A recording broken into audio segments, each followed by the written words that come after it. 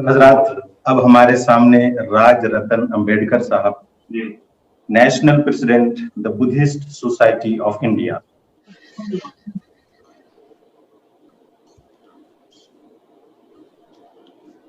जी, मेरी आवाज आ रही है आपको? जी सर, आ रही है। आप बात कर सकते हैं। मेरा वक्त है बात करने का? जी सर, आपका वक्त है सर, प्लीज।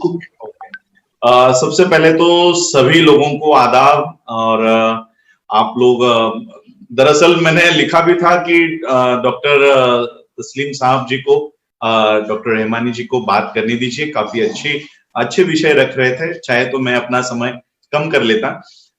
लेकिन मैं कहता हूं आज आप लोगों का टॉपिक है कि why alternative politics in Bihar. मैं कहना चाहता हूं नॉट ओनली बिहार, आज सिर्फ बिहार ही अल्टरनेटिव राजनीति उसे नहीं चाहिए, पूरे देश में हम लोगों को ये अल्टरनेटिव पॉलिटिक्स की जरूरत है। क्योंकि हुआ क्या है, देखिए, मैं आज अपने ओपिनियंस रखने के बजाय एक भारत का आम नागरिक क्या सोचता है वो मैं रखना चाहूंगा, और बाबा साहब के परिवार का एक व्यक्ति के हिसाब से भी एक कुछ बातें रखना चाहूंगा। सबसे पहले तो आज एक आम इंसान होने के नाते मेरे सामने आज कोई पार्टीज है ही नहीं। अगर मुझे नरेंद्र मोदी के पॉलिसीज के खिलाफ या मुझे नरेंद्र मोदी की पॉलिसीज अच्छी नहीं लगती है, तो नरेंद्र मोदी अगर नहीं चाहिए तो राहुल गांधी ले लो, राहुल गांधी नहीं चाहिए तो मोदी ले लो। तो देश के लोगों के पास ऑप्शन ही नहीं बचे हैं, और नरेंद्र मोदी जो प्रोडक्ट है वो इसी ऑप्शन ना होने का प्रोडक्ट है। नरेंद्र मोदी ने या बीजेपी ने कोई अच्छे काम किए हैं इसलिए वो सत्ता में नहीं आई है। कांग्रेस ने इतने सालों तक लोगों को प्रताड़ित, हक उनको नहीं दिए, इसलिए ये इनके प्रोडक्ट है। ये कोई प्यार मोहब्बत से आए हुए लोग नहीं है, और जो नफरत से आए हुए लोग हैं वो नफरत ही फैलाएंगे। हम लोगों को ये, हम आप जैसे लोग, हमारे जैसे लोग जो देश के बारे में सोचते हैं, उन लोगों को ये एक प्लेटफॉर्म खड़ा करना होगा, क्योंकि आज देश के लोगों के पास ये अल्टरनेटिव प्लेटफॉर्म नहीं है। स्टिक टू बिहार ओनली, हम लोग अगर बिहार के बारे में ही सोचते हैं तो बिहार के लोगों के पास भी क्या ऑप्शन है? लालू प्रसाद यादव यानी यादव परिवार, अगर वो यादव परिवार नहीं चाहिए तो नीतीश कुमार। तो आज लालू प्रसाद यादव और नीतीश कुमार के अलावा आज बिहार के लोगों के पास क्या ऑप्शन है? बीजेपी, कांग्रेस, चार ये पार्टीज मिलकर ही क्या पॉलिटिक्स होता है? पॉलिटिक्स पे काम करती है, लेकिन आज पॉलिटिक्स किस पे आ रही है? जात पे, धर्म पे, इसी के ऊपर पॉलिटिक्स है। वो कैंडिडेट मेरे जाति का है, भले वो गधा क्यों ना होने दो, आज देश के लोग उस गधे को भी वोट, उसका बटन दबाकर आ जाते हैं। डॉक्टर बाबा साहब अंबेडकर जी ने इस देश में ये अल्टरनेटिव पॉलिटिक्स इंट्रोड्यूस करके गए हैं कि उस समय 1952 की जो इलेक्शन हुई थी, बाबा साहब ने देखा कि 33% पाकर कांग्रेस जैसी पार्टी नेशनल पार्टी बन गई है। 33% का मतलब है कि 67% ऑफ पॉपुलेशन, ये कांग्रेस के उस समय 1952 में, उस समय वो खिलाफ थी, लेकिन उन 67% पॉपुलेशन का कोई प्लेटफॉर्म नहीं था। 2019 का आंकड़ा ले लो या 2014 का आंकड़ा ले लो, जो 1952 की परिस्थिति थी वही परिस्थिति 2014 की और 2019 की है। 30% लेकर बीजेपी सत्ता में आई है। 2019 का आंकड़ा अगर आप देखते हो तो बहुत स्लिपरी मेजोरिटी से ये लोग जीते हैं, 30-31% से ये लोग जीते हैं। इसका दूसरा अर्थ है कि 70% ऑफ पॉपुलेशन ये बीजेपी के खिलाफ है, नरेंद्र मोदी के खिलाफ है। लेकिन दिक्कत यह है कि ये 70% ऑफ पॉपुलेशन, इन लोगों का कोई प्लेटफॉर्म नहीं है। ये जातियों के पार्टी में बढ़ जाते हैं, ये धर्म के नाम पर बढ़ जाते हैं, छोटी छोटी उपजातियों में बढ़ जाते हैं, और यही बाबा साहब अंबेडकर नहीं चाहते थे। बाबा साहब ने उस समय लोगों में ये भावना निर्माण करने की कोशिश की कि हम पहले हिंदू हैं, या हम पहले मुसलमान हैं, हम पहले क्रिश्चियन हैं, हम पहले सिख हैं, क्या हम पहले बौद्ध हैं। ये भावना अपने आप में मत रखो, हम पहले भारतीय हैं और अंतिमता भी भारतीय है। ये भावना अपने दिलों में जगा लो, क्योंकि ये भावना जब तक दिलों में नहीं जागेगी तब तक हम जाति और धर्म से ऊपर उठकर नहीं सोचेंगे। आप पॉलिटिक्स करने के लिए आ रहे हो, आप राजनीति करने के लिए आ रहे हो, आप यहां पर आकर धर्म का प्रचार और प्रसार करने के लिए नहीं आ रहे हो। तब जब आपको राजनीति करनी है, तब आपको वोटर, यही एक जात होनी चाहिए आपके सामने, वोटर। वो किस जाति का है, किस धर्म का है, इससे हमको कोई लेना देना नहीं है। अगर आप 30 करोड़ लोगों के लिए, बिहार के लिए अगर आप सोचते हो, अगर आप बिहार के पॉपुलेशन के लिए सोचते हो, तो आपको ये नहीं देखना है कि ये मुसलमान है या ये हिंदू है या ये ब्राह्मण है या ये शेड्यूल कास्ट के लोग हैं। आपको सभी लोगों के लिए कलेक्टिव एक पॉलिसी बनानी होगी, और वो भले कोई ब्राह्मण भी क्यों ना हो, उसको भी लगना चाहिए कि इनके पास मेरे लिए क्या है। तो ऐसा अल्टरनेटिव प्लेटफॉर्म मुझे तो नहीं लगता कि आज कहीं इंडिया में दिखाई दे रहा है। सभी लोग धर्म के राजनीति के ऊपर, जाति के राजनीति के ऊपर लगे हुए हैं। सभी लोग, चाहे वो केजरीवाल हो, नेशनल लेवल की मैं बात कर रहा हूं, चाहे वो केजरीवाल हो, नरेंद्र मोदी हो, राहुल गांधी हो, बाकी के ये शेड्यूल कास्ट के नेता, आपके यहाँ पर रामविलास पासवान है, ये शेड्यूल कास्ट के नहीं है, मैं इनको शेड्यूल कास्ट नहीं मानता। ये सिर्फ शेड्यूल कास्ट का होने का ये दावा करते हैं, और ये सारे के सारे प्रो हिंदू हैं। इनकी इनकी जो काम करने की शैली है, ये सिर्फ जूते उठाना जानते हैं, ये सिर्फ प्लेट लगाना जानते हैं, और सिर्फ मिनिस्ट्री में बने रहना चाहते हैं। इनका बाबा साहब से, शेड्यूल कास्ट से, रिजर्वेशन से कोई लेना देना नहीं है, कोई इनकी डेमोक्रेसी से इन लोगों। डॉक्टर रहमानी जी ने कहा कि बिहार में बाढ़ आई हुई है। मैं पप्पू यादव जी के वीडियोस देख रहा हूं, वो बाइक पर बैठकर इतने पानी में वो लोगों की जाके सहायता कर रहे हैं। उनको सहायता करने की जरूरत क्यों आती है? क्या उनके पास कोई सत्ता है? क्या वो सिटिंग एमएलए है? क्या वो सिटिंग एमपी है? अगर सिटिंग एमएलए एमपी भेजकर भी हमको काम करने की जरूरत है, तो ऐसी राजनीति क्यों हो रही है? बिहार में ऐसी राजनीति, देश में ऐसी राजनीति हम लोग क्यों कर रहे हैं? सबसे पहले देखिए, अभी आज बिहार के इलेक्शंस 2 महीने में है, और अगर हम आज ये टॉपिक लेकर चल रहे हैं, तो हमको सक्सेस नहीं मिलेगा।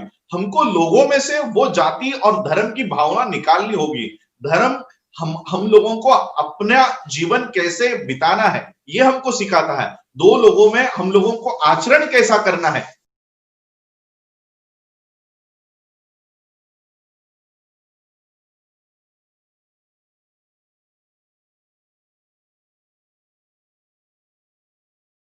सिखाते हैं कि हमारी पॉलिसीज क्या होनी चाहिए।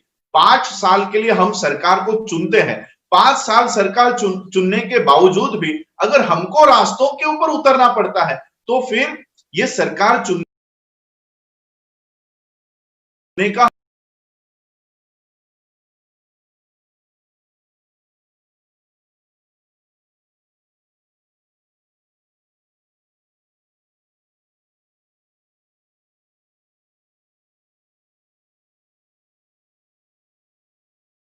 हमारा जो काम था वो तो वेस्ट हो गया।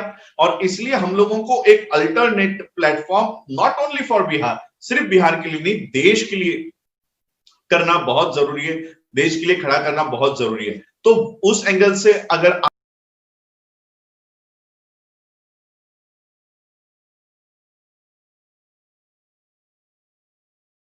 पॉलिटिकल एक्टिविटीज किया करते थे, मैं खुद वामन मेश्राम जी के पार्टी से खड़ा हुआ था, बीएमपी से, नांदेड़ में से, जहां पर मुस्लिम वोटर्स ज्यादा है। लेकिन मुझे जो अनुभव हुआ, मुझे मेरी जो एक्सपीरियंसेस रही पॉलिटिक्स को लेकर, मैंने उस समय से पॉलिटिक्स से 2015 से, यानी कोई ये सिर्फ दलित है, इस तरह से मुझे देखने की भावना होती है। और हम लोगों में, शेड्यूल कास्ट में, आप लोगों को मैं बताना चाहता हूं कि शेड्यूल कास्ट में भी, शेड्यूल कास्ट आज 13% पॉपुलेशन है। हमारी गलती ये हो जाती है कि हम सारे शेड्यूल कास्ट को अंबेडकराइट समझ लेते हैं, बाबा साहब को मानने वाले समझ लेते हैं। लेकिन आज ये शेड्यूल कास्ट भी शेड्यूल कास्ट नहीं रहा, ये भी प्रो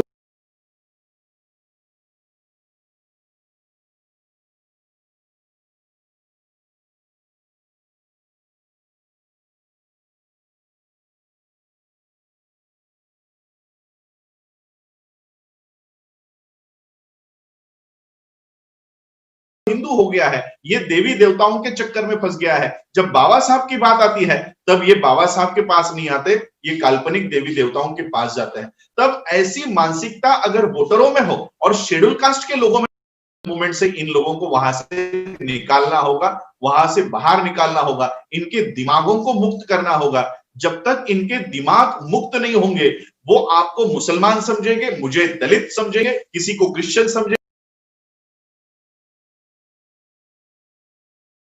ये हम लोगों को इस ब्रैकेट में ही समझेंगे। अगर आप देश की भी बात करते हो, अगर एक मुस्लिम देश की बात करता है तो वो हो ही नहीं सकता देश में, क्योंकि मुसलमान देश के बारे में सोच ही नहीं सकता। ये माइंडसेट इस देश के मीडिया ने, इस देश के पॉलिटिकल पार्टीज ने, देश के नेताओं ने सेट करके रखा हुआ है। आज किसी हिंदू को आप अगर बताने जाओ कि मुस्लिम ये काम कर रहे हैं, आपके यहीं पर यूपी में मुस्लिम डॉक्टर इतना काम कर रहे थे, उनको देशद्रोह के मामले में अटका दिया जाता है, उनको जेल करवाई जाती है। आज देखिए एक रिपोर्ट आई थी टाइम्स ऑफ इंडिया की, इंडियन एक्सप्रेस की रिपोर्ट थी कि मुस्लिम और शेड्यूल कास्ट, जिसे आप दलित कहते हो, मुस्लिम और दलित ये देश में माइनॉरिटी में है, लेकिन ये जेलों में मेजॉरिटी में है। इस तरह का रिपोर्ट आया हुआ है। यानी कोई भी अगर देश की बात करता है, राजनीति की बात करता है,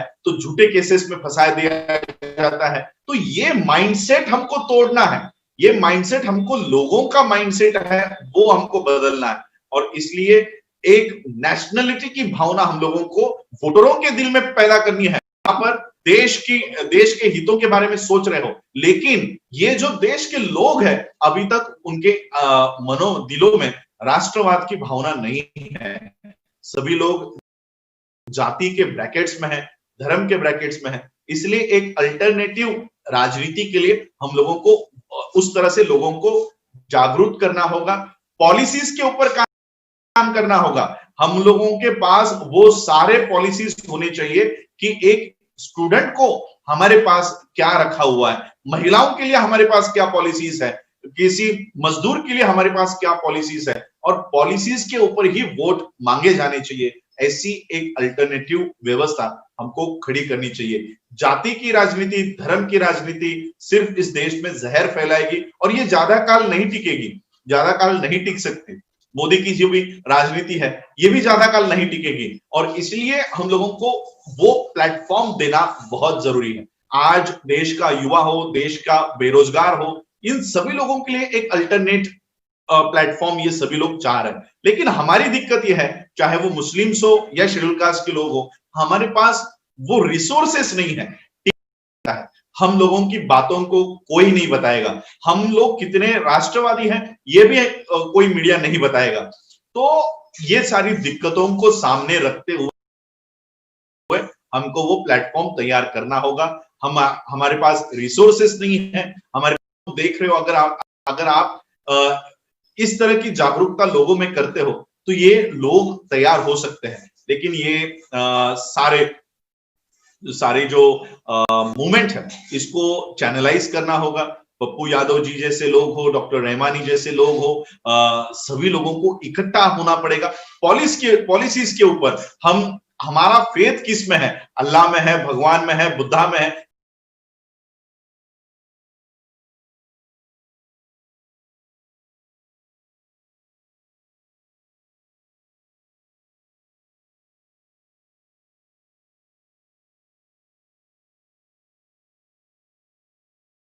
हमारा धर्म हम लोगों को उस प्लेटफॉर्म से बाहर रख के हम लोगों को पॉलिसीज के ऊपर बात करनी होगी। हम लोगों को एज एन इंडियन सोचना होगा, क्योंकि आज का जो दृश्य हम लोग देश में देख रहे हैं, ये देश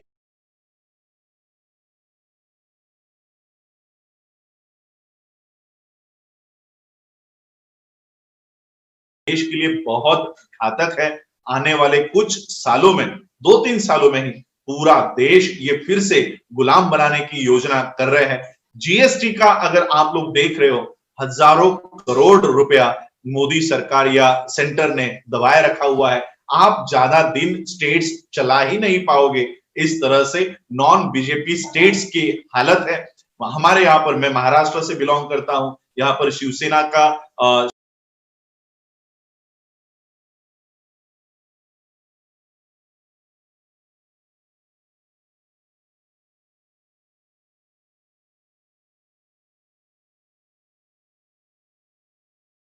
शिवसेना, कांग्रेस और राष्ट्रवादी की पार्टी है, सत्ता है, सरकारें उनकी है। आज वो लोग अगर सेंटर पैसा नहीं देगी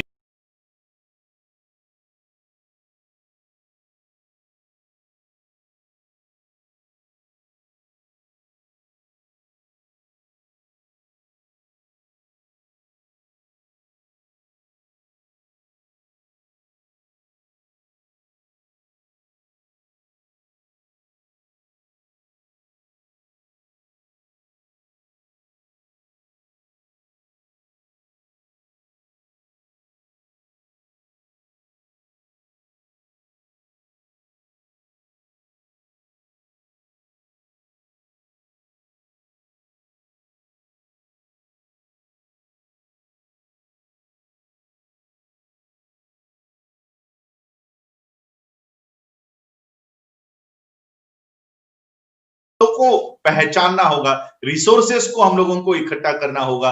हम लोगों का मीडिया आज हमारे पास नहीं है, ये सोशल मीडिया के माध्यम से हम लोगों को लोगों तक पहुंचना होगा। तो अल्टरनेटिव पॉलिसी के लिए हम लोगों को ये काम करना जरूरी है।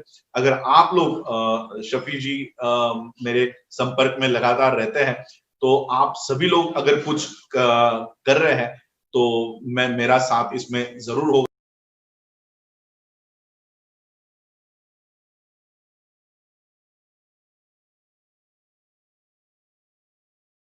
आप लोगों को आश्वासन देना चाहता हूं कि अगर सही में नेशनल लेवल पर पॉलिटिकली आप लोग कुछ करना चाहते हैं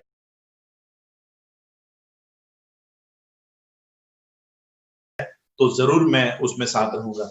जय भीम।